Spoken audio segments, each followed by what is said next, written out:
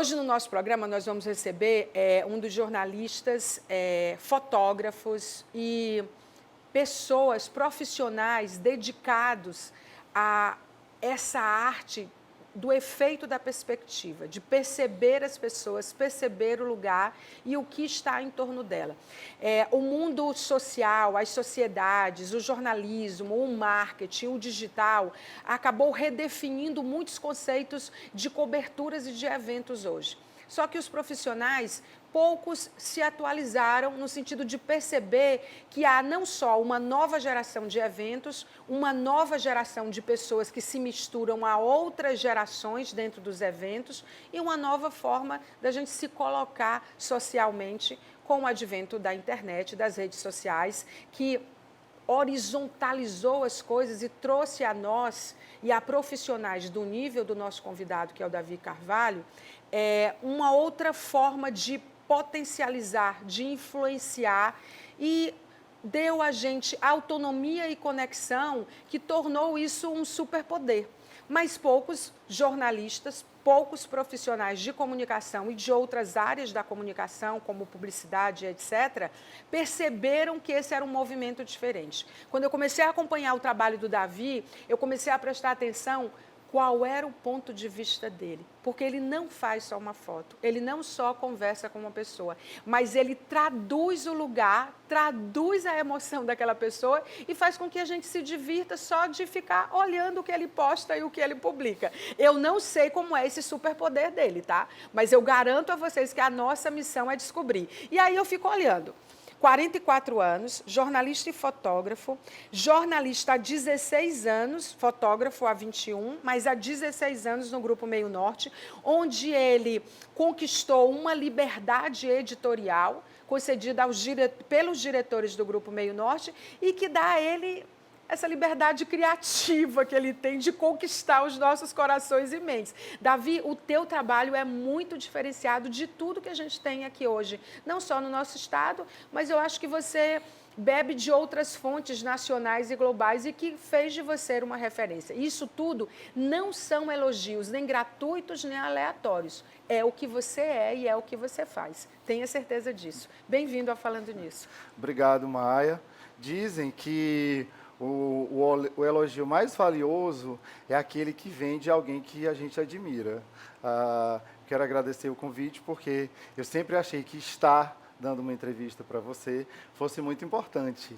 E hoje eu realmente estou me sentindo importante. Mas Obrigado. você é importante realmente. Como foi que começou a tua paixão por comunicação, por imagem, por fotografia? De onde nasceu isso? Você construiu, você foi encontrado por ela, ou você trilhou um caminho, buscou e conquistou? Eu acredito que foram as duas coisas. Eu não acredito muito em destino. Eu acho que as coisas acontecem porque a gente provoca que elas aconteçam. Eu trabalhava com informática e eu trabalhava com criação de sites. E aí, foi na época em que estava a transição das câmeras, das grandes câmeras fotográficas, aquelas analógicas, enormes, para as câmeras digitais. E aí vieram o boom, foi o boom das cybershots, que eram as pessoas comprando as câmeras e tirando suas próprias fotos nas festas. E aí eu enxerguei aquilo e digo, já que eu crio o site, eu acho que eu vou começar a fotografar para o meu site. Sem intenção de profissionalizar ou de monetizar isso. Tanto que quem está acompanhando a gente, muitos vão lembrar que houve um boom dos sites de festas. A gente tinha 15 sites em uma festa. E eu sou muito hiperativo. E, às vezes, eu me incomodava com o fato de todo mundo fazer as mesmas fotos. Nessa época, os sites monetizavam por quantidade de acessos. Não era por publicidade. A dinâmica mudou hoje, né? A microinfluência, inclusive, ela é muito valiosa para estratégias de marketing, de venda, de empresas. Mas o bom é porque eu nasci com a internet e aí eu resolvi fazer jornalismo por isso que eu pensei, não, se eu vou trabalhar com isso, eu acho que eu preciso me profissionalizar. Eu sempre tive isso, que eu acredito que se você se propõe a fazer um trabalho, você tem que ter embasamento, você tem que ter conhecimento técnico, porque isso é mais valioso. Infelizmente, fazendo um adendo aqui, hoje em dia eu não sei se o talento, se as pessoas reconhecem tanto o talento. Hoje em dia eu acho que as pessoas reconhecem muito quem monetiza. Por isso é que a influência da internet, a criação de conteúdo, às vezes ele é questionável porque o importante é o quanto você monetiza e não o talento do conteúdo ou a qualidade do conteúdo. Mas há um movimento forte, e que não é recente, tipo do ano passado para cá, mas um movimento de 10 anos, 5 anos, mas que ele tem ganhado muita força, porque, na verdade, para você ter influência, você precisa ter relevância. Para você ter relevância, você precisa ter consciência. E para você ter consciência, você precisa ter autoconhecimento. E eu acho que não profissionais da old school, né, da escola mais antiga de comunicação ou de qualquer área, mas profissionais que têm relevância como você, claramente têm uma consciência por que está fazendo. Então, assim, eu acho que tem muita verdade. E você consegue se destacar em ecossistemas sociais, em nichos sociais e de gerações diferentes, inclusive, num mundo onde está todo mundo fazendo selfie. Mas fazer uma foto com Davi Carvalho é importante, entende? Se você estiver num evento e você não for fotografado pelo Davi Carvalho, você passou batido. Né? Você foi para esse evento, jura? E o Davi não te percebeu? Alguma coisa a gente precisa ajustar. Eu acredito que esses critérios, eles são válidos, porque como mudou a dinâmica de cobertura de evento, e hoje a gente tem um mercado de fotografia, eu digo principalmente da fotografia, porque nessa mudança da mídia tradicional para a mídia digital, para a gente que precisa trabalhar, o digital é o grande nicho, né? É democrático o digital. É democrático. Né? E se você for bom, vem aquilo que eu falei da questão do talento. Se você for bom, vai acontecer. Hoje em dia, as coberturas, elas não são só fazer foto das pessoas. Não.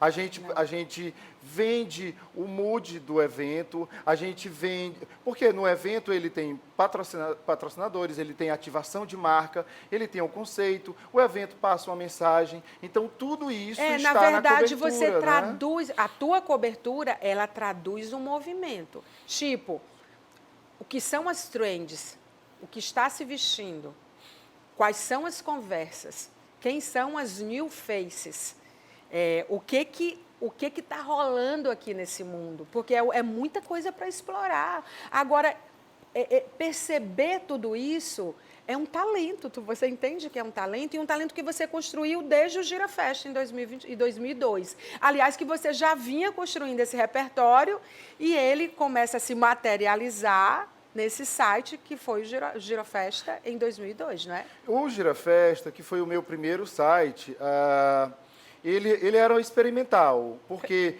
como eu me incomodava com aquelas fotos posadas, tradicionais, eu pensei, não, eu vou aproveitar que as pessoas estão posando para os outros fotógrafos, e isso me rende um conteúdo que eu acho que talvez seja mais interessante de quem está olhando, da audiência, achar Sim. aquilo mais atrativo. Sim. E aí eu comecei a fotografar as pessoas posando para as outras, ou não olhando para mim, ou conversando, ou sorrindo, que vem do fotojornalismo, isso, o próprio fotojornalismo, às vezes a gente, quando envolve publicidade, a gente precisa brifar o fotografado. Mas, no geral, as fotos espontâneas, elas são mais atrativas. E hoje em dia, inclusive para a publicidade, e a publicidade pegou isso, né, do fotojornalismo. A publicidade hoje, ela tenta passar o autoral, que parece ser orgânico, o que parece ser espontâneo. Sim. E aquilo que é muito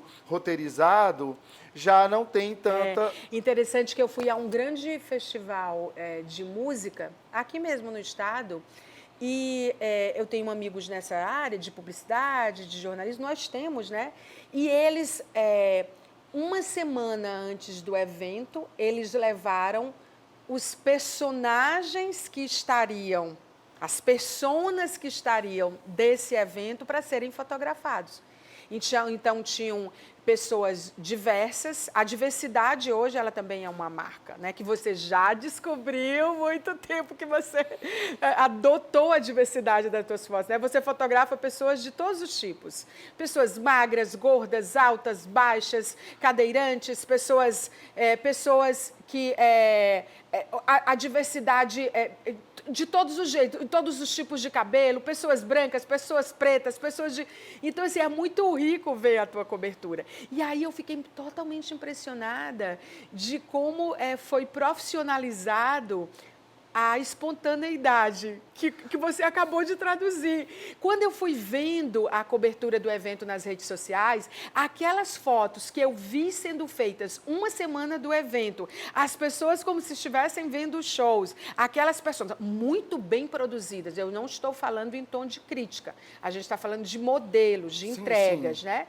Então, assim, eu fiquei, cara, olha, antes o espontâneo ele não era bem-vindo, agora o espontâneo ele é prototipado, velho. Inclusive, Maia, hoje em dia, nas minhas coberturas, as pessoas elas chegam para mim e dizem, eu gosto muito de receber feedback, porque eu acho que isso serve para nortear a gente e acredito que a maioria das pessoas gostam. Elas dizem, olha, eu quero uma foto espontânea. E aí... Para você não precisa dizer. Quando eu percebo, quando a pessoa percebe que eu estou fotografando, ela naturalmente já faz uma coisa espontânea. Às vezes funciona e, claro, nem todo mundo funciona com espontâneo. Às vezes a gente posiciona, a gente dirige, porque o importante é que o resultado final agrade a pessoa que está sendo fotografada. Mas, óbvio, principalmente, né? Eu acho que o que você não negocia, no sentido de que o que você não abre mão, o que aquela foto quer dizer. Maia... que mensagem né? Eu tenho 44 anos, mas mesmo com 16 anos, trabalhando de forma profissional com fotografia e puxando mais para o fotojornalismo, porque apesar de estar cobrindo festas, eventos, eu tento colocar um olhar mais, um pouco jornalístico do ponto de vista de não roteirizar muito e, claro, seguindo as técnicas fotográficas um pouco mais tradicionais. Gente, a gente precisa estudar o que a gente está fazendo, né? Existem uns memes na internet de pessoas, quando elas conversam com um fotógrafo, que elas às vezes pedem as coisas mais absurdas, do tipo, dá para mudar a cor do meu cabelo? Dá para me emagrecer mais?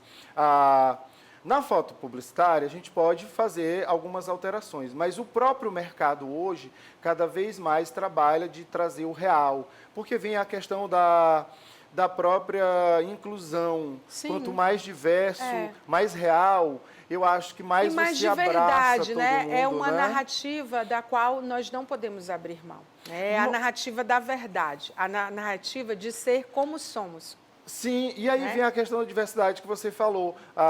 Eu brinco às vezes que o fato de ser gay, eu acho que para um profissional, para mim especificamente, me ajudou muito. Porque eu tenho esse link com moda e não estou estereotipando, porque, enfim, não é que o gay olhe para isso e o hétero não olhe. Mas, querendo ou não, a gente termina trazendo coisas que talvez um olhar mais tradicional, reto, sobre um evento, não observe como um detalhe de um brinco bonito ou uma jogada de cabelo que fica incrível numa foto. E isso me ajudou. Você falou a questão desse olhar. Eu acho que esse olhar de diversidade sobre o meu trabalho me ajudou muito. Mas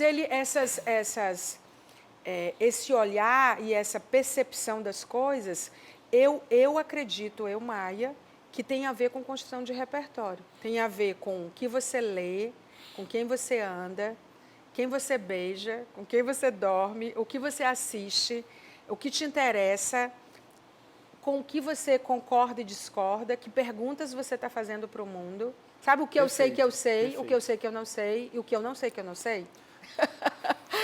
Perfeito. Então, assim, eu acho que a construção, eu acho que isso são habilidades próprias do ser humano, mas que, como toda habilidade, precisa ser desenvolvida, porque muitas ficam adormecidas. E é construção de repertório que se dá a partir dos nossos interesses, né? Perfeito, ou não Maia. interesses, né? E isso não só na fotografia, mas em quem cria. O criador, o criador, seja na fotografia, seja na moda, seja o jornalista. Eu, até um certo tempo, a gente tem umas crises profissionais. Todos, às né? Não é vezes. só profissional, não, é pessoal. Pessoal. Eu passei por essas crises porque teve uma época que eu cheguei a pensar assim, será se eu sou relevante? Será se o meu trabalho... É a síndrome do impostor, querido.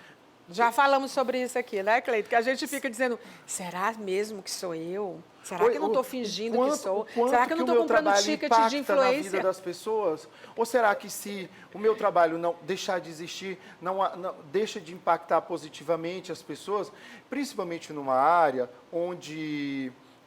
hoje o trabalho de fotografia de eventos, enfim, virou um grande nicho, porque hoje todos os eventos eles têm uma obrigação junto aos seus patrocinadores e marcas. E ao seu público, E ao né? seu público de ativação. Ou então hoje, quando a gente vai fotografar um evento, a gente tem um briefing enorme que a gente segue de ativação de marca, de pessoas que têm que ser mostradas lá, sejam influenciadores, sejam parceiros, sejam empresários. A gente já tem um briefing, tanto passado pelo evento, como o nosso próprio, e aí entra a questão do feeling, que é quem merece ser visto, quem é importante ser visto naquele evento, porque você está vendendo o evento. E muitas vezes, e aí chega, às vezes a pessoa diz assim, será eu não fui fotografado? Mas quando a gente está fotografando, não é o eu pessoal, né? É o profissional. Aí, às vezes, tem um amigo que você não destaca numa cobertura. É normal. Eu vou a vários eventos que o Davi tá, nem sempre eu sou fotografada, mas eu fico só olhando ele trabalhar. Olha, a Maia... Não, é sério. Eu acho que ele tem outras coisas, outras missões, assim. Você não vai fotografar toda vez as mesmas pessoas, né? Sim. Que era como era a coluna social de antigamente. Você não é um colunista social, né? Você é um narrador de comportamentos através das suas imagens, né? Quando eu comecei, Maia, eu fui convidado pelo Daniel Guimarães, que até na época... Pois é, vamos lá. Gira Festa em 2002. Aí depois do Gira Festa... Eu fui convidado para assinar cliques no Portal Meio Norte. Que foi o Daniel Guimarães. Que foi o Daniel em 2007. 2007. Que era o Portal Meio Norte, estava numa crescente para se tornar o maior portal do Piauí, como se tornou.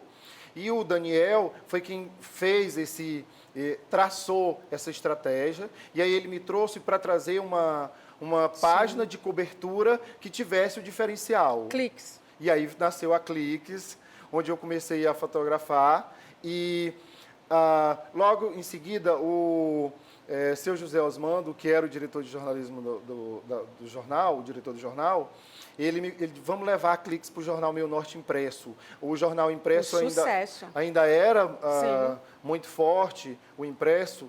E aí, eu estava com um ano no Meio Norte, e eu pensei assim... A gente sempre pensa, fica na dúvida, será se eu dou certo no impresso? Fui, mas eu achava que eu não fazia o perfil do colunista social tradicional. Você não é um colunista O social. elogioso, que faz... Nada contra o colunista Não, social. sim, mas você né? não é um colunista social. E Nunca aí, foi. Antigamente eu ficava receoso disso, de ser só o colunista, porque eu sempre me considerei mais fotógrafo. Sim. E eu digo, não, dá para alinhar isso. E com a chegada dos profissionais cross-mídia, que são os profissionais que fazem diversas coisas, né? Não, ele é irmão do Arimatea Carvalho, que é o maior cross-mídia do Brasil. Ele faz rádio, TV, internet, jornal, ele faz blog, tudo, blog, né? ele faz tudo, todas as coisas. Teve uma época que ele praticamente morava aqui. Hoje ele está mais, né? Mas é uma família. Por que eu não nasci Carvalho? Entendeu? Por quê? Olha, e o Ari, eu já disse, às vezes quando a gente tem um profissional que é importante assim na família, e eu considero o meu irmão muito importante. Ele é muito importante. Eu tinha receio de me mostrar fã, por ser irmão, mas um dia desse eu já falei para ele que ele foi a minha grande inspiração no jornalismo, porque ele levava essa energia do jornalismo para dentro de casa. Agora você também é TV, você foi TV no programa da Vanusa, né? Eu fiz TV recentemente, até 2023, até ano passado. Aí você fez primeiro Vanusa, aqui na Meio Norte. Fiz 14 anos de um quadro seguido, Maia. Onde? Olha, eu comecei com a Vanusa, levando o quadro Cliques para a Vanusa nas manhãs da TV. Aí o Urias viu o quadro, achou muito legal e disse, Davi, vamos fazer o Super Top. Urias Moura já era apresentador do Super Top, me levou para o Super Top. Aí o Urias saiu, a Raquel passou a apresentar o Super Top, e ela, você segue aqui. E a gente desenvolveu outros projetos na TV, como Garota Super Top, e outros projetos externos. Garota Super Top, que quem hoje é adulto, mas há 15 anos atrás, 14 anos atrás era mais jovem, acompanhava porque foi assim um case de sucesso na TV. Que era a escolha da garota mais bonita do estado, numa espécie de concurso na TV, mas sem aquele peso do Miss, era uma coisa mais modelo. Sim. Depois eu fui trabalhar com o Vida de Artista, depois da Raquel. Sim. E do Vida de Artista eu trabalhei com a Raquel Nogueira no Chega Mais, ano passado, foi do ano 2023, que aí quando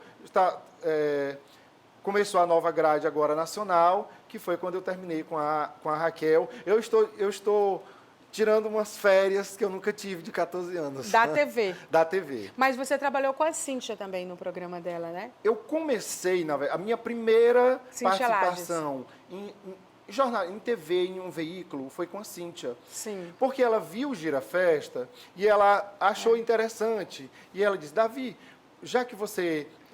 ela fazia o Tem de Tudo, todo início de noite, na TV Meio Norte. Nessa época tinha, inclusive, os Cutucadas, que era o Ari, o Efrem, e que fez o maior sucesso. E assim te disse, vamos fazer um quadro onde você fala dos eventos que aconteceram e os que vão acontecer. Uma agenda. Uma agenda. Que as TVs antigamente tinham agenda cultural, né? E aí... Essa agenda social. Essa agenda social, assim. Porque as pessoas se alimentavam muito pela TV. Hoje em dia as pessoas se alimentam basicamente por rede social. Você está, então, hoje com a Cliques na página. O VPMN, que é o Instagram social, mas com um perfil mais...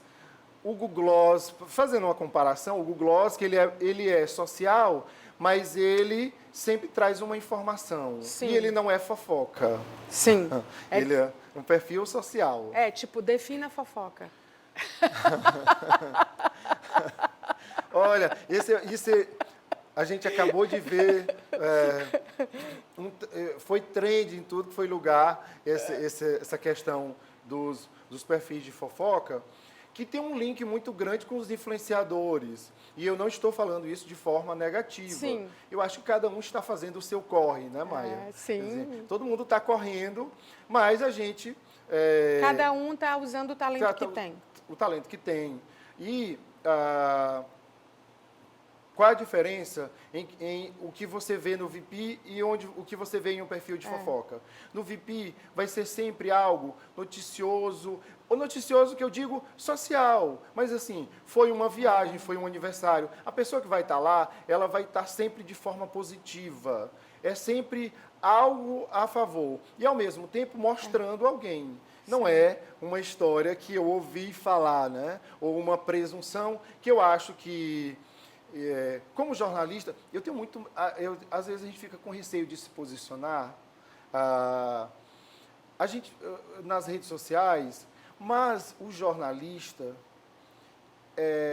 ele também tem esse papel de manter a ordem. E conviver, né? com a dor e a delícia do que é se posicionar. Porque quando a gente cala, é A tão gente clichê consente. falar isso, a gente cala, a gente consente.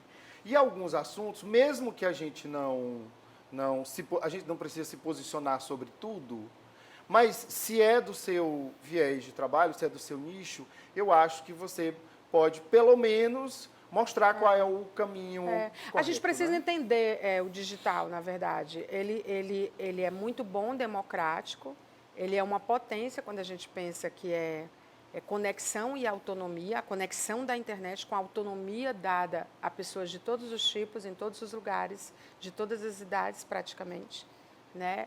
E de todas as, enfim, de todas as áreas. Então, ele é potência por causa dessa autonomia que essa conexão da internet cria, mas ele é também tóxico. Ele é onde o ser humano está, tem sempre o bom e o ruim. Né? Então, assim, ele é também tóxico, ele tem as fake news, ele tem os algoritmos, nossa atenção está sendo hackeada, né? A gente não tem uma liberdade cognitiva. Então, assim, a gente tem que fazer um uso saudável, né, das redes sociais e acessar aquilo que conversa com você e que, de alguma forma, é sua praia. Eu não estou dizendo para você fazer disso, tipo, eu vou aprender. Na internet também você aprende, tem cursos, tem tudo, é como eu falei, né? E tem coisas que são ótimas de você ver, trabalhos que são bem feitos, né, em todas as áreas, né? Acho que é uma grande vitrine, né? E eu acho que a gente, quando eu digo a gente, e já falando a gente de jornalistas, Maia, eu tenho acompanhado, você está muito digital. Sim. Eu já havia comentado isso com você, que ultimamente você tem investido muito, principalmente no Instagram, e eu acho isso muito bom por um motivo. Muitas vezes, o embate sobre algo que não segue protocolo ou não segue uma cartilha do modo de fazer, não é nem você ir para gravar um vídeo, se posicionar ou entrar num embate direto, mas você mostrar como é que se faz o correto. E eu estou citando isso porque muitos vídeos que você faz, eu estou usando a Maia porque eu estou aqui de frente para ela e aí eu acho que eu posso falar com propriedade. Você vai para um evento e você mostra como ocorre toda a dinâmica, Sim. desde o início, antes do evento, como está ocorrendo e como finaliza, Sim. mostra a equipe de comunicação, o que aconteceu, e isso você está educando a quem talvez, você está educando o público, porque ele sabe que o profissional, ele segue um protocolo, ele segue um roteiro para fazer com que as coisas aconteçam, e tem um resultado, você pode mensurar no final o que foi entregue, vem essa palavra que hoje a gente ouve demais, que é a entrega foi feita, a gente entregou, Sim. entregamos 100%, e isso é importante, porque tem um papel didático. Por isso que eu acho que os jornalistas quando eles gravam vídeos dessa forma, ele está ensinando, ele está educando o público, e para a gente que faz jornalismo, de certa forma também, a gente está vendo que o processo é aquele que a gente precisa seguir esses processos. Né? Eu acho que tem processos e processos, né? Sim. Cada um faz de um jeito que conversa consigo próprio, né? Assim, encontre aquilo que é a tua verdade, né? E aí você vai nela e não tem jeito de dar errado. Eu acho assim que é bacana você ser autoral, mas dentro daquilo que para você faz sentido, né? Porque, de novo, defina o autoral, né? Tudo você tem que porque definir. é muito livre, muito É aberto, muito livre. né? Eu gosto muito das coisas que você faz. Eu acho que você tem certeza de que todo evento tem uma lista relevante a ser coberto. Você faz o que é o teu trabalho, o que corresponde ao trabalho que você é contratado para fazer, a quem te segue e consome o teu conteúdo digitalmente, que é muito mais fácil de consumir hoje, é muito democrático, né? E você é parte de uma geração de profissionais e de fotógrafos que investe na narrativa, né? Eu acho muito bacana isso. Então, a diversidade, a forma como você faz, o jeito caloroso, educado, honesto, né? O jeito que você se porta, porque assim, você está num evento e você sabe o seu lugar naquele evento, sabe? Assim, você sabe que você lá alguém te contratou para fazer aquilo, mas ao mesmo tempo você se relaciona com as pessoas, é muito legal. Eu acho que é um formato que você descobriu para você e que dá certo para você. Entende? Então, assim, tem muito a tua assinatura, Davi Carvalho. Por isso que você está há 16 anos aí. Eu acho que você é parte desse marketing de influência digital que passou a ser uma potência em todos os lugares, aqui na nossa cidade, no nosso estado, no nosso país, não é diferente. Né? E você é parte desse ecossistema que faz com que as coisas aconteçam, Davi. Entendeu? Então, assim, uma alegria ter conversado com você, mostrar que você traz relevância para as redes sociais através do teu trabalho e você ressignificou essa cobertura, né? E é muito bacana. E é muito bacana ver as trends. Né? Eu gosto, porque eu tenho certeza que você está ali, você está mostrando as trends, você está mostrando as tendências, entendeu? E eu curto e me divirto com aquilo ali. É muito bom. Parabéns. Obrigado, Maia. Esse feedback é muito importante, tanto o feedback vindo de um profissional, como o feedback, como eu falei, do público também. Eu costumo dizer que a fotografia, para mim, ela se tornou terapêutica, porque, além de trabalho, hoje em dia a fotografia, para mim, ela é algo terapêutico. Depois de tanto tempo, e por essas crises que a gente passa, de achar que a gente precisa se atualizar, todo mundo está correndo muito, e aí a gente começa a se autocriticar, a autocrítica vem muito forte, e isso quase me atrapalhou pessoalmente. Eu cheguei a ter... Não pensar em desistir, mas você diz assim, será que eu poderia mudar, né? me questionar, mudar? E aí, hoje em dia, quando eu começo a fotografar, eu esqueço essas coisas que ficam martelando, e aí a gente faz a entrega, e a pessoa gosta, aí dá aquele alívio, diz assim, poxa, não, então eu acho que eu estou... O que eu, para encerrar a nossa entrevista, além de te agradecer, o que eu tenho para dizer para você é o seguinte, não tenha pressa, tenha paz. Isso é muito bom de ouvir. Não precisa ter pressa. Na paz a gente vai fazendo, a gente vai se descobrindo as coisas vão descobrindo a gente. É claro que tem os tropeços, né? Porque senão não seria humano, né? Não seria vida. Mas a bacana é essa descoberta e se desafiar. Obrigada, Davi, pela entrevista. Eu que agradeço parabéns pelo teu trabalho. Por estar aqui presente e conversando com você, que é uma pessoa que eu admiro demais. Muito obrigada, muito obrigada. Muito importante ter o feedback do meu trabalho também. Eu vou para um breve intervalo comercial. No próximo bloco, a gente tem os dados que falam, a gente tem giro, a gente tem os recados, né, que a gente tem para dividir com você. Então, você não saia daí, que é tão importante esse bloco quanto esse. O nosso giro está incrível de hoje. Então, não saia daí. Eu volto em 2 minutos. Até já.